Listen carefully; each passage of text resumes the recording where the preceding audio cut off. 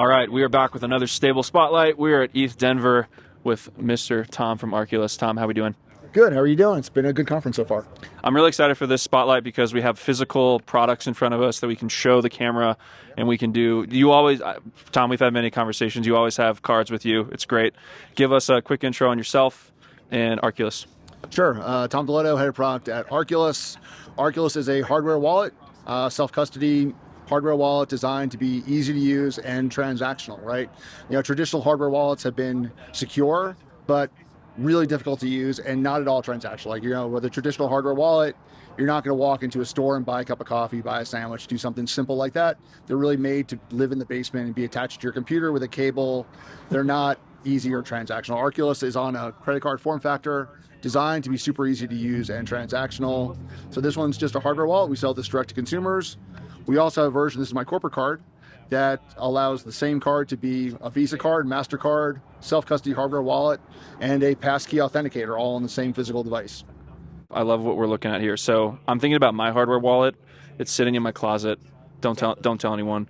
How would you compare the? I mean, there are a lot of use cases that I get really excited about when it comes to cards. We were even talking about this inside of just like the card being such a great tool to onboard people, to actually make stuff like stablecoins useful. You know, I know that Arculus is unique compared to some of these card providers, and quick teaser, we're going to be doing a podcast season about this, so stay tuned for that. How would you differentiate Arculus from maybe these other on-chain cards or technologies? For a long time, there have been cards that allow you to pay in various forms of crypto, but they've usually been custodial, right? You usually have to have crypto or stablecoins custodied somewhere, and then you pay for it over traditional Visa Mastercard rails, and somebody at a centralized service debits your account, right? That's not self-custody. That's not the original vision of being able to hold your own assets. With Arculus, it's different, right? You actually have the private keys yourself, you control them, and you're able to spend them directly from self-custody. Right, so you're not required to send your money to somebody else to hold to be able to spend. You hold it, you control it the entire time from acquisition until the moment of spend. And you know, a traditional hardware wallet didn't allow that, right? You end up having to have cold wallets and hot wallets. If you actually want to do something with any of your crypto, you end up having to move it to a hot wallet to then do something with it, right? That's just a ridiculous way to live, right? If it makes sense to have a hardware wallet to be secure, you should have your stuff in a hardware wallet all the time. You shouldn't have to move it to a hot wallet in order to do something useful with it. Yeah, so you're really marrying the cold storage and the hot wallet utility into a single Exactly, all the security of traditional cold storage wallet with the ease of use of a hot wallet.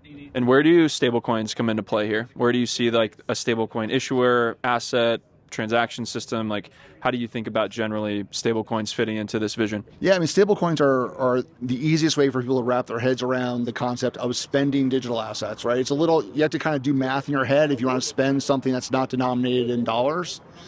So it's really easier for people to just wrap their heads around spending a stablecoin. Like, I know what $5 is. I know that's 5 stablecoins. I can spend that and make sense. I don't have to like sit there and figure out like what percentage of a Solana that's going to be, right? I can just spend it. I know what it is. I know how much I have. I know what I can spend. So it's really easy to do stablecoin transactions that way. And I think longer term, as we look a little bit further into the future, you know, the card can really be your bank, right? Especially if we get to a place in the US where you can hold yield-bearing stablecoins, you can then really be having yield from the moment you acquire the coin until the moment you spend the coin. It's really exciting. I mean, there are people like around us physically right now that I'm thinking about their businesses, their use cases. Some are building on-chain banks, some are working at traditional merchant PSPs, some are building, I mean, there's so many different go-to-market ideas that something like this could fit into. When you think about, you know, you need core partners within the distribution flow to make Arculus come to life in many ways. Who are those distribution or go-to-market partners that you are excited about, or things that are coming, like that get you excited to make this come to life? There's still a huge problem in actually being able to spend stable coins efficiently in like physical world locations, right? You know, to do it like natively on chain, good luck. Like, good luck finding a place that'll natively take your USDC at a store, right? And if you are lucky enough to find that place, there's probably going to be some guy that shows a phone with the QR code in your face and say, "Here, scan this." Terrible UX. And send me some USDC. Right? That's a bad user experience. It's worse than a credit card experience.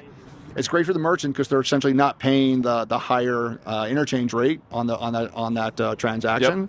Yep. So what we want to do is we're essentially trying to bring that down to exactly the same user experience that people have today, but pay directly on chain with stables.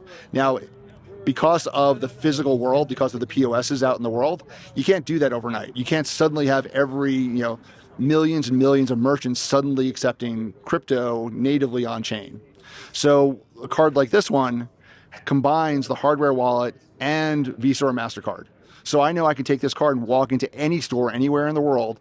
If they only accept Visa Mastercard, boom, I can pay with stables, self-custody stables over the Visa Mastercard network. If they happen to accept direct crypto payments, I can also tap to pay and do direct crypto payments. I don't have to think about where I'm trying to spend my money. I can just walk in anywhere and use my card, tap to pay, and be out. So you have self-custodied USDC here, yep. For example. That's hosted in this self-custodial wallet.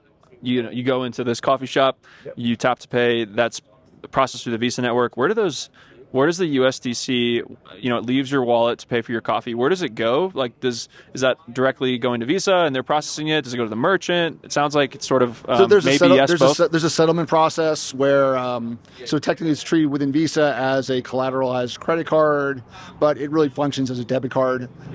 So the BIN sponsor settles with Visa, Visa settles with the merchant. So the merchant gets their funds. It looks like any other Visa transaction to the merchant. There's absolutely no difference. The merchant doesn't know you paid in stables. The merchant's still getting settled in fiat. And the BIN sponsor is really doing that sort of the BIN sponsor is the company that's actually a member of Visa or Mastercard. These are the reigns of the world. Exactly. And I'm, kind of you partner closely with those types of companies.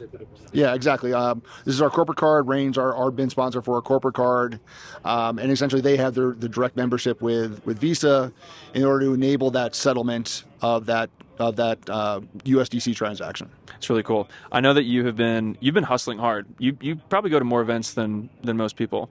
Probably more than most product folks. Yeah. I hope you have a good credit card for airline miles because you fly around a lot. A fair amount, yeah, and we make, Arculus is a wholly owned subsidiary of a company called CompoSecure, public company on NASDAQ in the U.S. We make a high percentage of the world's metal payment cards. Okay. So we know the world of traditional payment cards. Is what you're saying. Yeah, so we make like every metal, Amex, Chase, Robinhood, Crypto.com, most of the metal cards that you probably have in your wallet, we probably made them. All right, last question from my end. This year, I'm thinking back to Consensus when we first met years ago, and I don't know if these same cards were, there when you were telling me about Arculus for the first time, but what is unique about 2025 in the context of Arculus? What's unique about maybe, the use cases you're seeing, the tech you're building, maybe different than the last couple of years of what you guys have been building?